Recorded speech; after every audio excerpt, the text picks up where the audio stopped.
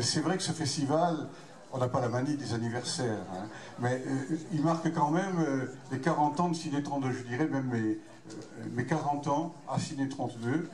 Et je crois que pour moi, mais pour toute l'équipe, ça a un sens, et je le précise ce sens. C'est pas un sens de commémoration, de nostalgie encore moins, d'autosatisfaction, mais c'est dire que ce qui se fait aujourd'hui, ce qu'on va, je pense, je l'espère, j'en suis convaincu, réussir à encore avec cette édition du festival, c'est une entreprise qui demande beaucoup d'énergie, de passion, qui demande de croire en une certaine idée du cinéma. Quand nous parlons de cinéma, dans l'arrêt-essai, ce n'est pas contre d'autres formes de cinéma, contre le cinéma de divertissement, mais c'est pour rappeler quand même que les œuvres faites par des artistes, ça exprime un rapport au monde, un rapport à l'histoire, un rapport à la vie, un rapport au temps, un rapport à l'humanité, à l'altérité, et que c'est ça qui est intéressant. En 20 ans d'existence, le festival Indépendance et Création a su creuser un sillon qui fait d'Auch une ville aujourd'hui connue et reconnue par toute la profession du cinéma, avec peu de moyens, mais beaucoup d'énergie et d'enthousiasme. Ce festival, qui se veut avant tout militant, permet au public de découvrir ou redécouvrir des auteurs audacieux, des artistes courageux qui osent sortir des sentiers battus et proposer des œuvres originales, parfois dérangeantes, mais toujours profondes. Loin du bruit et de la fureur des blockbusters, formatés par l'industrie du divertissement, la programmation du festival, c'est pour cela qu'on l'aime d'ailleurs, nous donne aussi l'occasion de porter un regard libre et critique sur les évolutions du monde et sur la condition humaine. Je crois qu'avec le temps, cher Alain, on oublie d'où nous venons et comment tout cela s'est passé. Rien n'a été simple. Il y a 30 ans, lorsque la menace était grande qu'en milieu rural, les salles de cinéma, comme les cinémas de quartier en milieu urbain, disparaissent. Et il aura fallu de la volonté politique, nationale avec Jack Lang, locale avec Jean-Pierre Joseph, et puis associative avec les pionniers de Ciné 32, l'éducation populaire, la Ligue de l'enseignement, pour que nous réussissions à faire en sorte qu'il y ait partout dans le Gers, sur tout le territoire, des salles de cinéma. Je suis très heureux d'avoir pu, aux côtés d'Alain, poursuivre ce que mes prédécesseurs avaient pu faire. J'en terminerai juste en évoquant le film que vous allez voir ce soir de Louis-Julien Petit, Les Invisibles.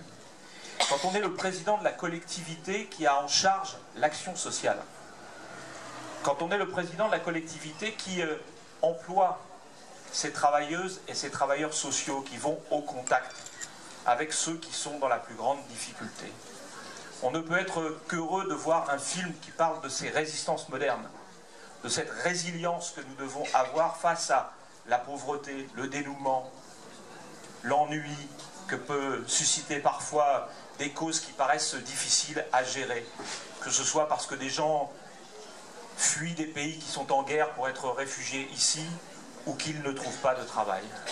Chaque personne individuelle est une personne intéressante et importante. Il n'y a pas de gens qui ne sont rien.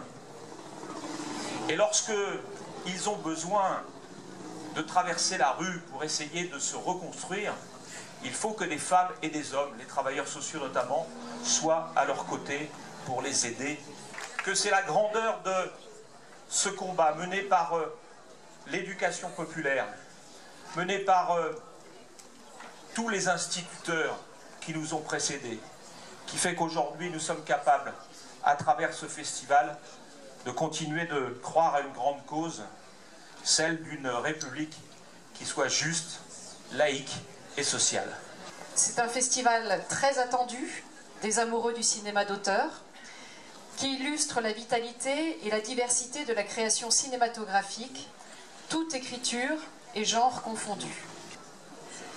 Le festival Indépendance et Création est devenu, au fil des années, un événement incontournable de la vie culturelle du département. Chaque année, au début de l'automne, les Gersois se pressent dans les 16 salles labellisées Art et Essai que compte le département pour y découvrir des œuvres inédites. Un engouement qui ne se dément pas et en attestent certains chiffres. 16 392 entrées en 2017, c'est 5 points de plus qu'en 2016. 409 accréditations de professionnels, 47 invités cinéastes, distributeurs de films et un taux d'occupation des salles de l'ordre de 85%.